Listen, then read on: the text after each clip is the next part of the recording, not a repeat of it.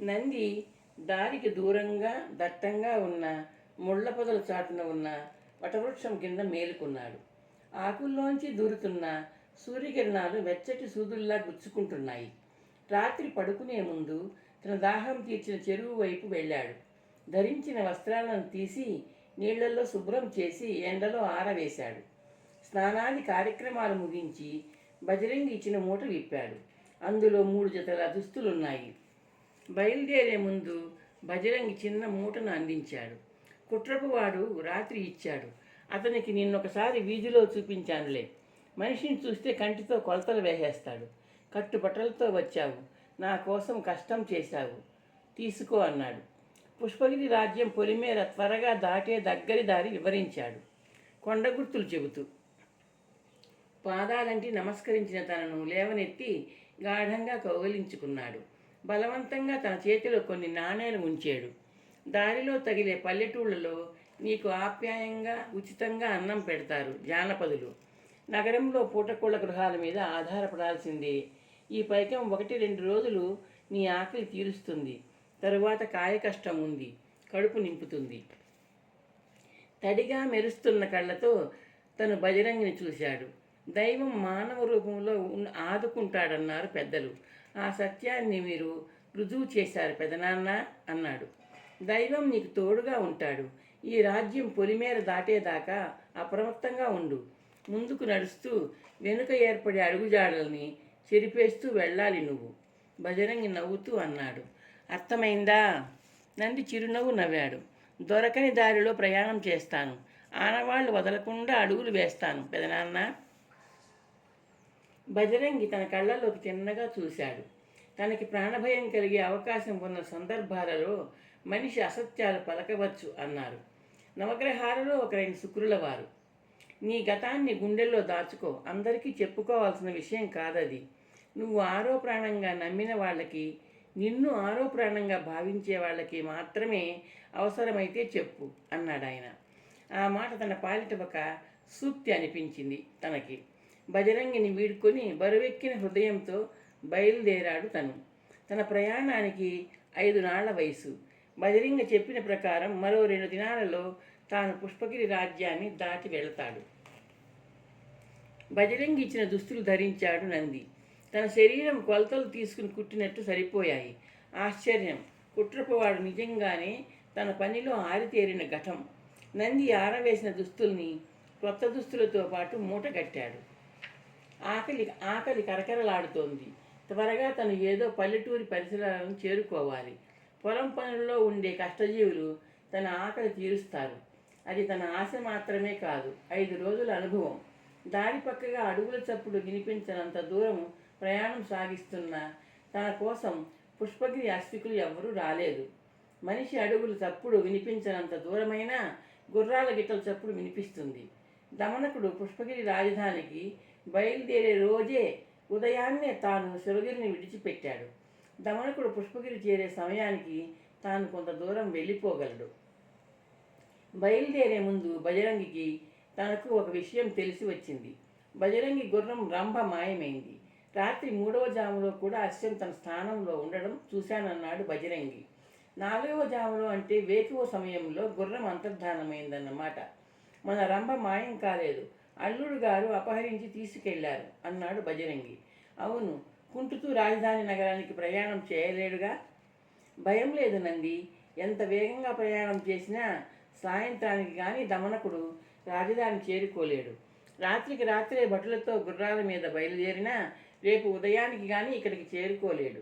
నీకోసం గాలించడంలో కొంత కాలయాపన జరుగుతుంది అన్నాడు బజరంగి తనతో. అతను ఎటు వెళ్లాలో చెప్పమని భటులు దమనకుడు బజరంగిని సతాయిస్తారు. ఆ మాటే ఆయనతో అన్నాడు తను. పుష్పగిరి రాజ్యానికి ఉత్తర దిశలో పొరుగు రాజ్యం ఉంది, దక్షిణ దిశలో మరొక రాజ్యం ఉంది. నువ్వు దక్షిణ దిశలో ఉన్న పొరుగు రాజ్యానికి వెళ్తున్నావు. ఆ నిజమే వాళ్ళకి చెప్తాను అన్నాడు ఆయన. తను నివ్వెరపాటుతో చూశాడు. బజరంగి మెరిసే కళ్ళతో చూస్తూ చిరునవ్వు నవ్వాడు. నా మాటను ఇంటర్లుడు చచ్చినా నమ్మడు. నేను దక్షిణం అంటే ఉత్తరం వైపు తీసుకెళ్తాడు భటుల్ని. మరొక అవకాశము ఉంది. భటులు 2 బృందాలుగా చీలిపోయి ఉత్తర దక్షిణ దిశల్లో ప్రయాణం చేయొచ్చు. అందుకే చెప్పాను అడుగుజాడల్ని చెరిపేస్తూ వెళ్ళమని. బజరంగి తెలివితేటలను లోపలే మెచ్చుకుంటూ నంది చెరువు దగ్గర నుంచి నడక సాగించాడు. కాసేపు సూర్యుడి కింద ఎండలో, కాసేపు చెట్ల కింద నీళ్లలో అతని ప్రయాణం సాగుతోంది.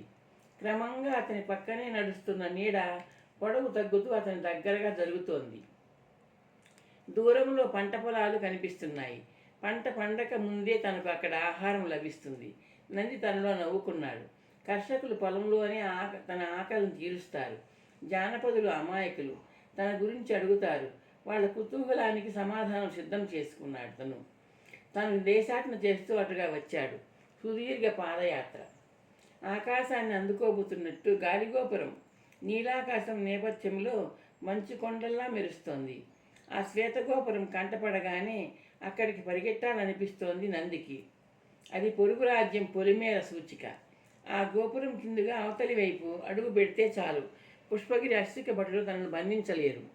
శ్వేతగోపురం నుండి 5 గడియల ప్రయాణం చేస్తే నువ్వు రాజధాని నగరం చేరుకుంటావు నాయన. ఆ రాజధాని చాలా పెద్ద నగరం. పల్లెల్లో, చిన్న పట్టణాల్లో నువ్వు అందరికీ సులభంగా తెలిసిపోతావు. నీ గురించి ఒకరికి తెలిసిన విషయం వీధి వీధి వాడవాడ తెలిసిపోతుంది. నగరం నీకు శ్రేయస్కరం. చిన్న తోటలో సింహం అందరికీ సులభంగా అగుపిస్తుంది. అదే అరణ్యమైతే అన్నాడు బజరంగి.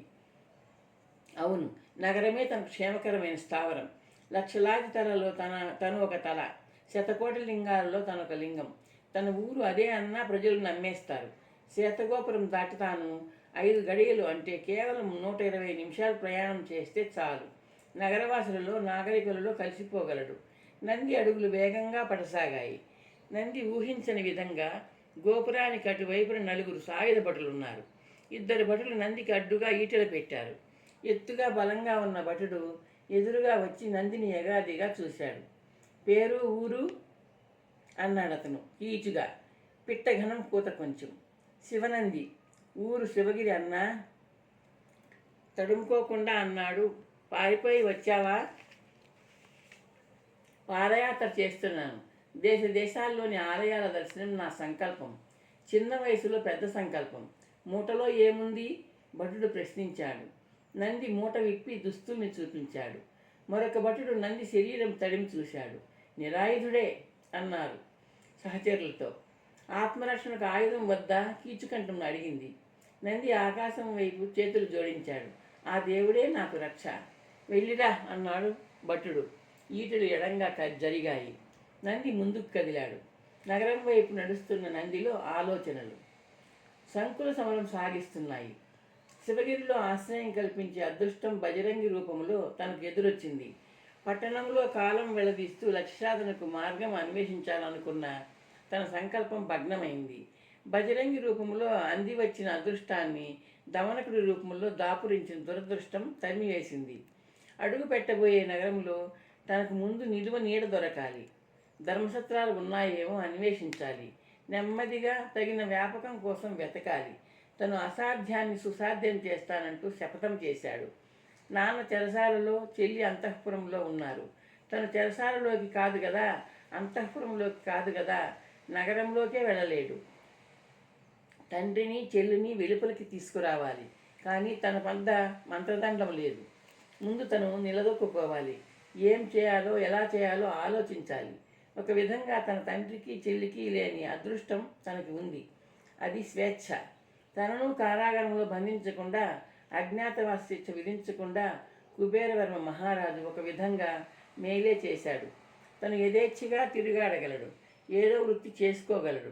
కామరూప నగరంలో కాలు పెట్టకుండా జీవించడం కష్టమేమీ కాదు.